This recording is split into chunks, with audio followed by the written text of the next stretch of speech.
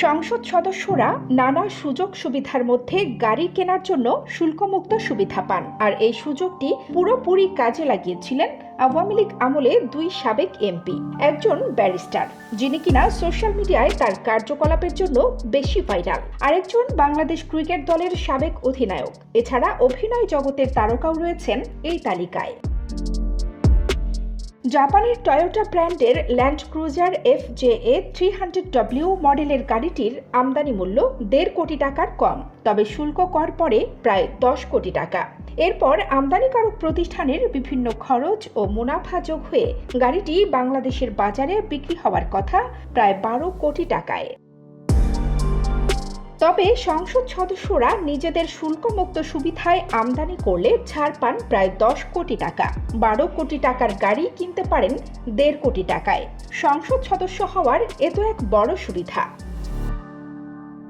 Toyota ব্র্যান্ডের এই গাড়ি শুল্কমুক্ত সুবিধায় আমদানি করেন আওয়ামী লীগের সাবেক সংসদ সদস্য সৈয়দ সায়েদুল হক, যিনি ব্যারিস্টার সুমন নামে বেশি পরিচিত।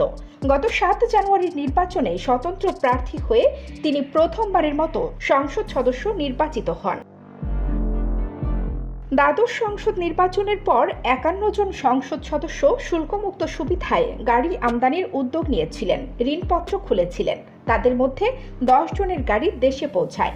6 জন গাড়ি খালাস করতে সমর্থ হলেও 4 জনের গাড়ি খালাস করার আগেই ছাত্র জনতার গণ অভ্যুত্থানে গত 5 আগস্ট আওয়ামী লীগ সরকারের পতন হয়। ফলে 4 সংসদ সদস্যের গাড়ি আটকে যায়।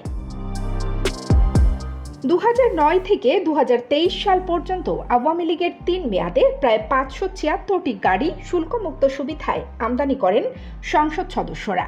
এসব গাড়ির আমদানি মূল্য 428 কোটি টাকা। গাড়িগুলো সাধারণ মানুষের জন্য আমদানি করা হলে শুল্ক কর দিতে হতো 3.5 কোটি টাকার বেশি। সংসদ সদস্যরা এই পরিমাণ শুল্ক কর ছাড় পেয়েছেন। সংসদ সদস্যদের এ সুযোগ দেওয়া শুরু হয় এরশাদের আমলে। 1988 সালের 24 মে এ সংক্রান্ত প্রজ্ঞাপন জারি হয়। পরবর্তী সময়ে বিএনপি ক্ষমতায় আসে, আওয়ামী লীগও ক্ষমতায় আসে। তারা এরশাদ সরকারের বিভিন্ন নীতি ও আইন বদলে দেয়, কিন্তু শুল্কমুক্ত সুবিধায় গাড়ি আমদানির সুযোগটি বহাল রাখে সব সংসদ।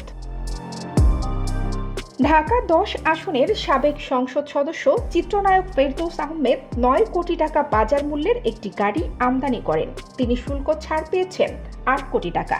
ব্রাহ্মণবাড়িয়া 5 আসনের ফয়জুর রহমান, নাটোর 1 আসনের আবুল কালাম ও লক্ষ্মীপুর 3 আসনের গোলাম ফারুকও 9 কোটি টাকা বাজার মূল্যের গাড়ি আমদানি করে 8 কোটি টাকা করে শুল্ক ছাড় পেয়েছেন।